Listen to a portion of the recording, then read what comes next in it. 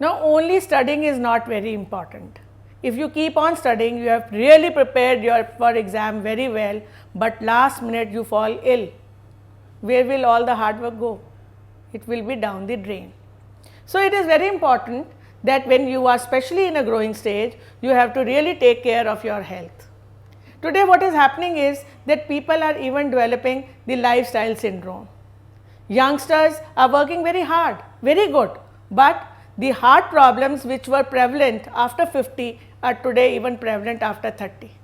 Degenerating diseases are on the rise, spondylitis and so on. So, what is the way out? We have to be healthy, we have to be physically fit with the help of our food and also with the help of exercises. Same is true for the crops. Now, if we do not protect our crops, we cannot get good yield. Even if our seeds were best, even if we had put all the manure and fertilizer and there was right amount of water, when the locust comes or when the other insects come, in no time they can erase the whole crop. It will be gone in minutes, and this has happened. Not only insects are the pests, there are other pests like bacteria, virus, fungi, rodents and birds. Bacteria, virus and fungi can cause diseases, while the rodents eat away our grains. Maximum loss of grain during storage is because of the rodents. And then you know that scarecrow, how the birds are flown away from the field, because even they can damage the grains. So, basically we need to protect our crops and we have to be very careful about the pests. Not only the pests are one challenge, another challenge is because it is soil and there are some wild plants also there, seeds of those wild plants germinate and along with the regular crop we have some uninvited, undesirable guests. I like to call them guests, the weeds. The weeds compete with the regular crop for nutrients, for water, for sunlight. So, what is the result?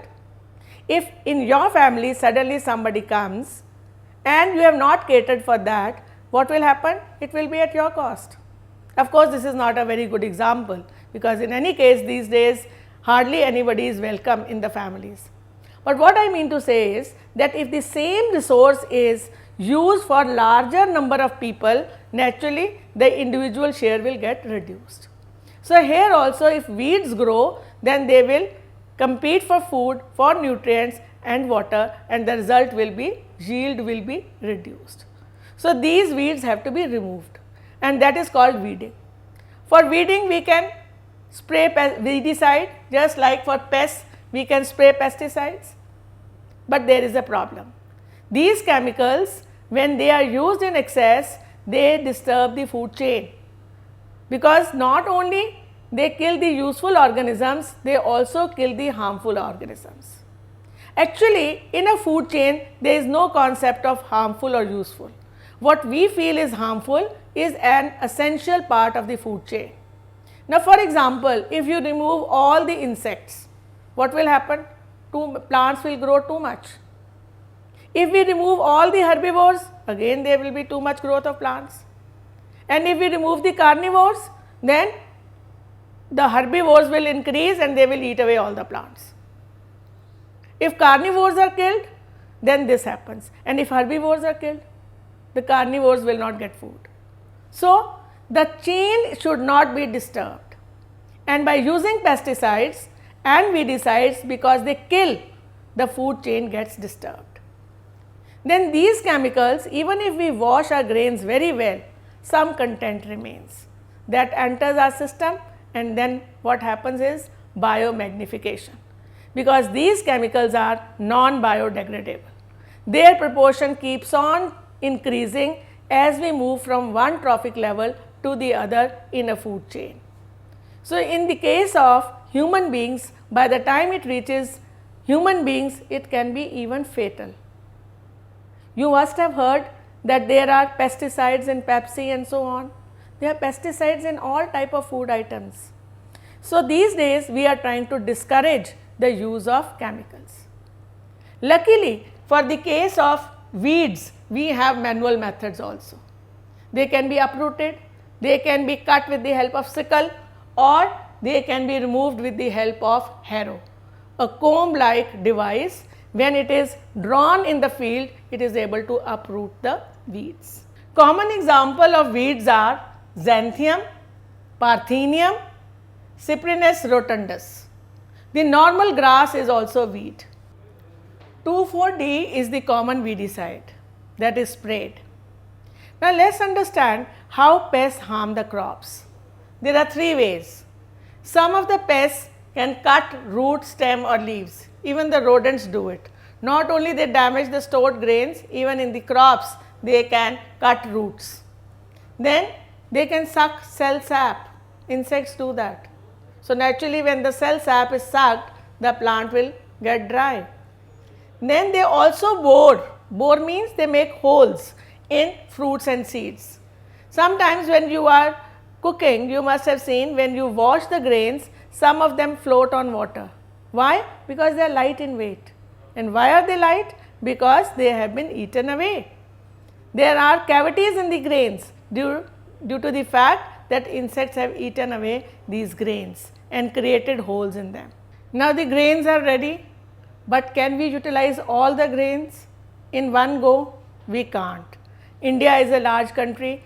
The grains have to be supplied to every part and throughout the year. So there has to be transportation after we have stored them. So you see, our government has prepared large food granaries, silos in which the grains are stored. During storage also there is loss of grain. So it is very important that we make our grains in good conditions, in hygienic situations, and also we are able to monitor the protection of the grains in the store. For this purpose we can use fumigants, which means solids directly change to gases like aluminum bromide, or we can spray pesticides. We also keep on checking whether there are any holes in the sacks, because they tell the story of rats. There is also rat excreta, which will tell us that rats are around.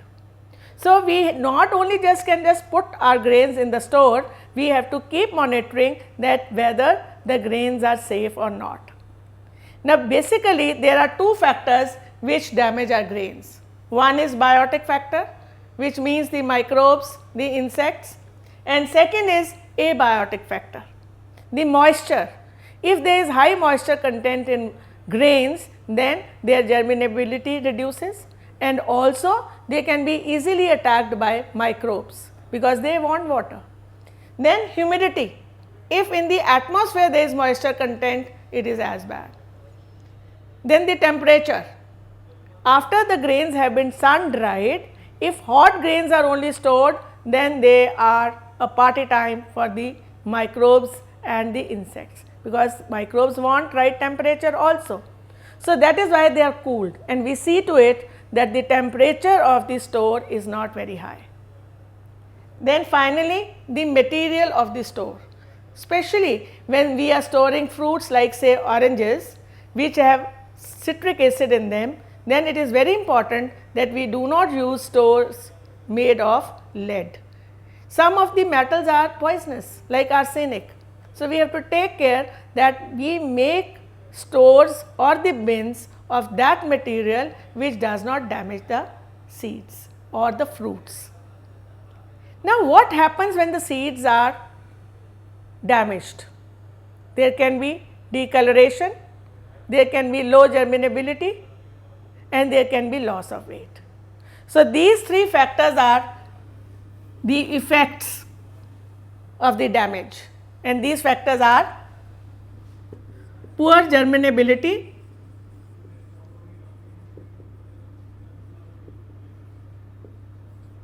loss of weight,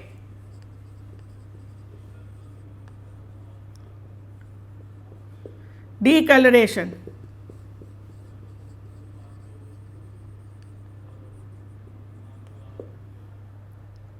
So obviously this affects the marketing of the grains.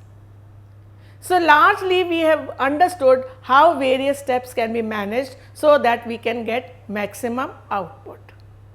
Now the crops also depend upon the season. So, we can classify crops on the basis of their season. There are two types of crops, Kharif and Rabi. Kharif are the monsoon crops.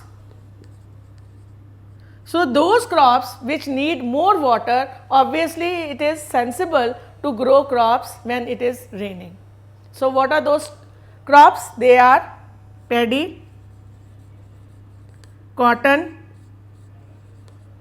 pea pigeon